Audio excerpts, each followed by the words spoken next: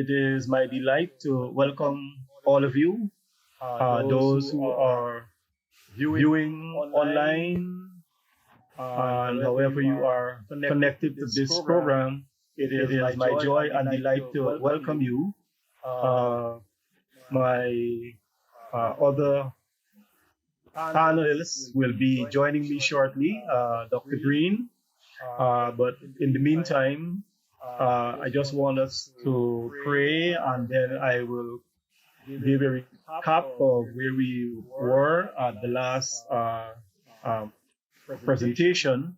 And we would hope that we also have a very exciting time this morning as we continue these very interesting discussions. So welcome to all of you, and ask someone, call someone, and let them get on. Let them tune into the broadcast this morning, because we'll continue yet another round of very interesting and important conversation. Let us bow our heads. Father in heaven, we thank you today for this very important institution, marriage and the family. These two institutions, Lord, our preserved beyond the gates of Eden.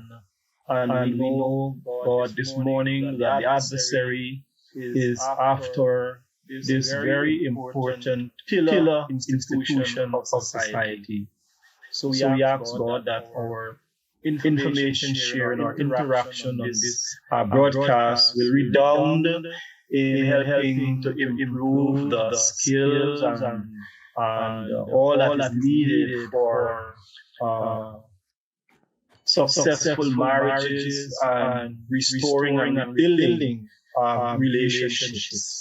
May we make profitably use of this time that we spend together now for Christ's sake. Amen. Amen. Pastor Adams, good day. Thank you so much. Sometimes we have to be here and there, but it is good to be with you today on Marriage Encounter. As you indicated, we are discussing very important principles, and our continuing discussion as we look at the whole matter of the issue of completeness, the need for individuals to come to the relationship as complete individuals. And we want to move on from that. Mm-hmm. I'm going to suggest that we go into the next quality that we want people to be able to practice effectively, and that is the quality called grieve. Now, a lot of people may find it difficult to hear that the ability to grieve is important in establishing one's sense of identity, one's completeness. When we're dealing with a marriage situation, why would this be so important? Why would it be so important that individuals need to have this ability to be able to express grief in a meaningful way? We're talking about couples here. Let me suggest that when you get married, you now have taken on the responsibility of being a comfort and support to your spouse.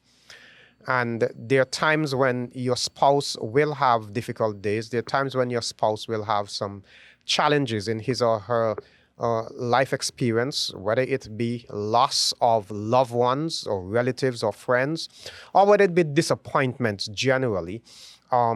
The best person to provide comfort in situations like those is the spouse.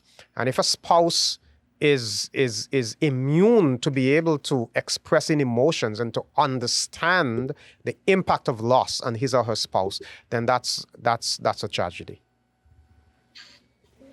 Yes. And that's very important, because sometimes when we hear grief, we are only talking, people think that grief is only in relation to death. But there can be other things that we grieve over, significant things that we grieve over, depending on how long we live, the marriage and family life cycle. We come to retirement, there can be experience of grief. Somebody gets sick, and maybe a terminal illness. Somebody gets an accident and there have to be some dismemberment of some probably arm or leg or something. Those are real grieving experiences. How do you fit into that context? Because, as you rightly said, in marriage, there are up days and down days. It is until death do us part. I don't know. We don't know what will befall us along the way. So therefore, we must be able to grieve with each other. Just a simple thing. I would think I was listening to one of my presenters sometime, and the wife had a pet dog, and the pet dog died. Tragically, the pet dog ran out of the gate, and women and their dogs, and she was so taken down and broken up with this death of the dog, and the husband didn't seem to care less. Well, what the fuss over a dog? You could always get a pet. He was in the space to understand what loss that was. She was grieving over a pet, and those are real things, And so we might make light of it, but we are making the point that if somebody has an issue and is grieving because of whatever it is, then you have to be able to show the care and the concern and the support that is needed. And that is so beautiful. I remember when my mother died, I was grieving at the latest moment because, and I was grieving for many reasons, because the plan was that she would come and stay some time with me.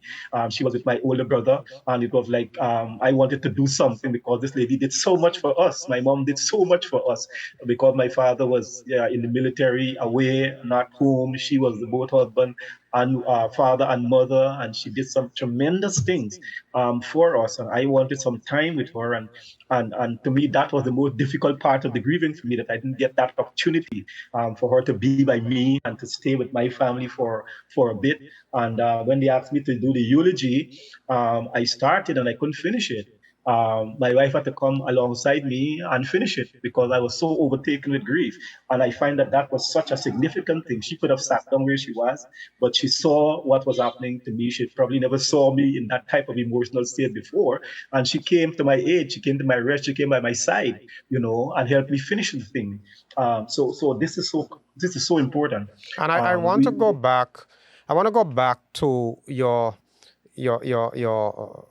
opening sentences as you spoke about this matter of grieving, and you said some people think that death is the only thing people grieve over.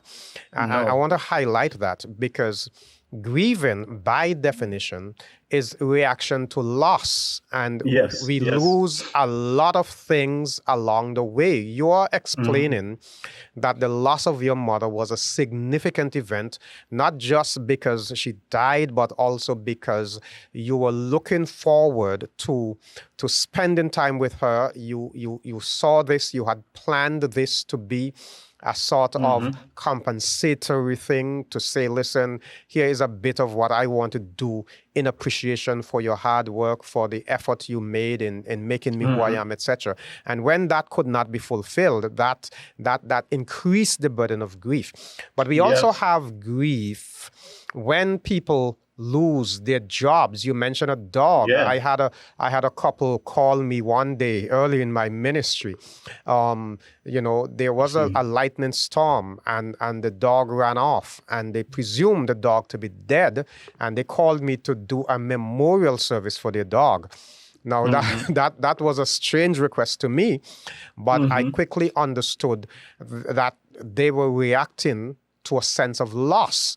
And in moments like those, there needs to be comfort. Now, in the context of what we're talking about here, where you have a husband and a wife together, and we're saying that if an individual is going to be a complete individual, the individual must have the ability to grieve, to express some kind of reaction to the pain, the emotion that is created by the sense of loss. It may be a situation where a man loses his job. Let's say, so many persons lost their jobs during the pandemic, and work is such an important matter to a man. He feels that he has to be the provider for the family.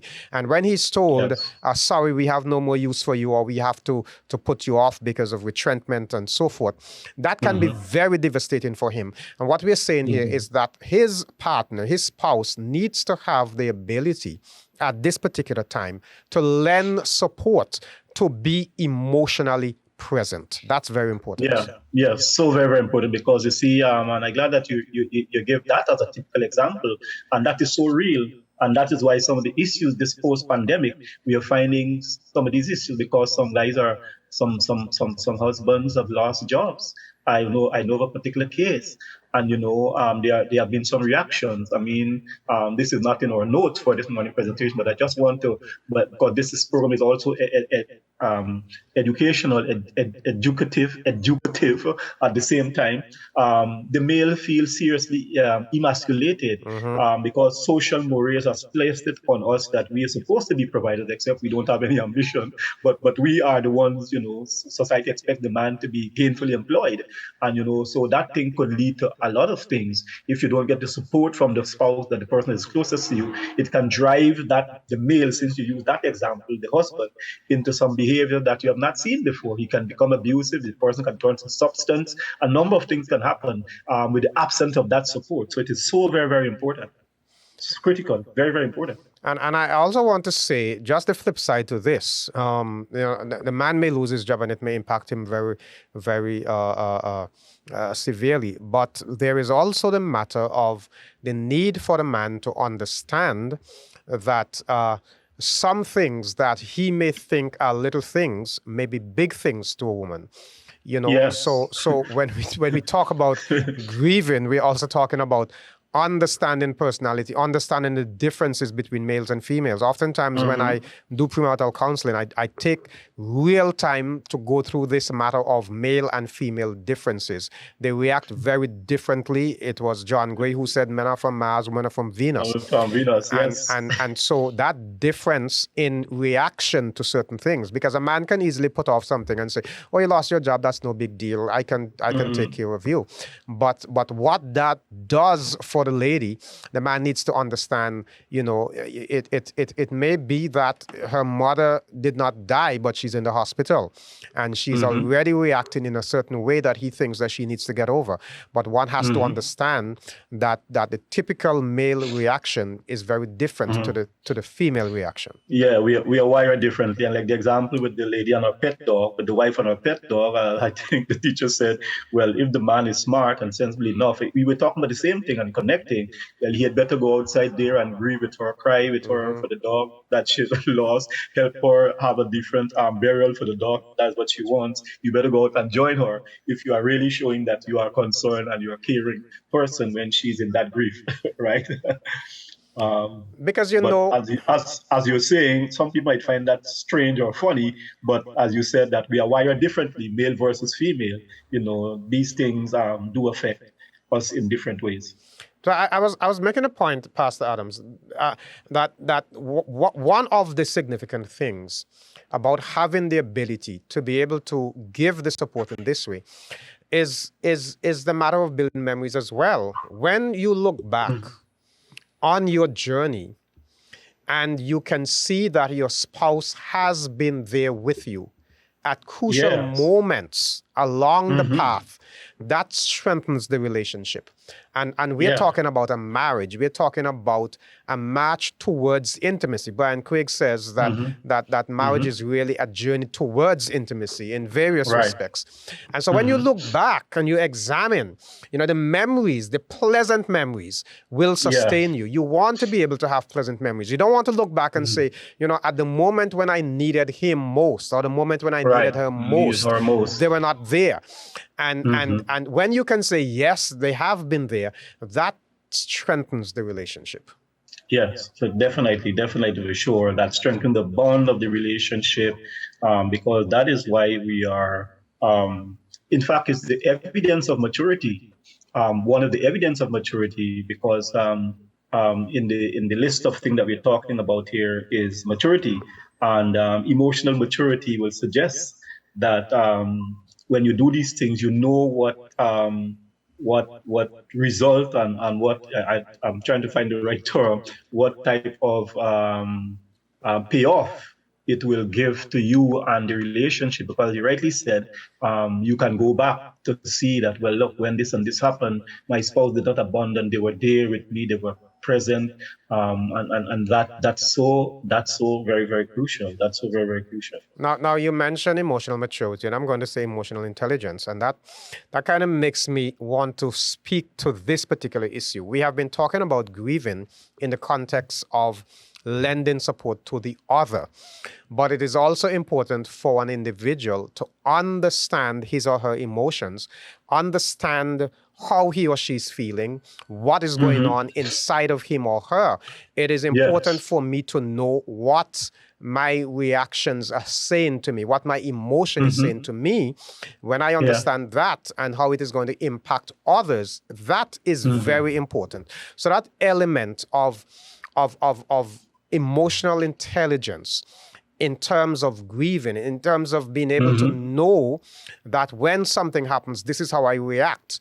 And maybe I can talk myself through it, this is not so appropriate, this is appropriate, but at least I can understand that I am not living alone, I am living with somebody else, and my reaction to my emotions can impact my spouse. I need to be aware of that. Your spouse needs to be aware of how his or her emotion impacts him or her, and what kind of reaction that causes as well. Yes, and that's crucial as well, because the emotional intelligence also would help you to sense and know for sure that this person needs you more than ever, and you cannot afford to abandon them now, because you must know your spouse. You have been together, and you must see the emotions. Like I was giving the illustration, my wife saw the emotions in me at that time, and saw the kind of reactions that I was experiencing as a result of what was happening. So yes, you are being emotionally intelligent also help in your level in terms of your response and how sustained that response is, because sometimes we just don't grieve for a moment. Sometimes grief goes on for a little. We just don't get it over overnight. And in fact, because of the lack of support and somebody being there, be able to grieve with us and all of that, grief can become complicated when we don't have the support, particularly with the person that is dearest and closest to us, our spouse. And what we're saying here is that life is not a straight line. Life can be very complex. And we have to take into consideration, when you're getting married, you're making an important decision. And as I like to say, it is so important that you take your time, that you prepare well. You may, if you married hurriedly, without, for example, considering your spouse's background and the circumstances under which your spouse grew up, one of these situations of loss can result in a kind of tailspin that can take you many months to settle. So it is important that you do your homework, that you understand that life is not just a smooth flowing river. You are going to meet some serious currents in life. There are going to be some rapids along the way, some bumpy rides along the way, because the idea of loss, the idea of disappointments, the idea of sorrow, the idea of tragedy, they're all a part of our life.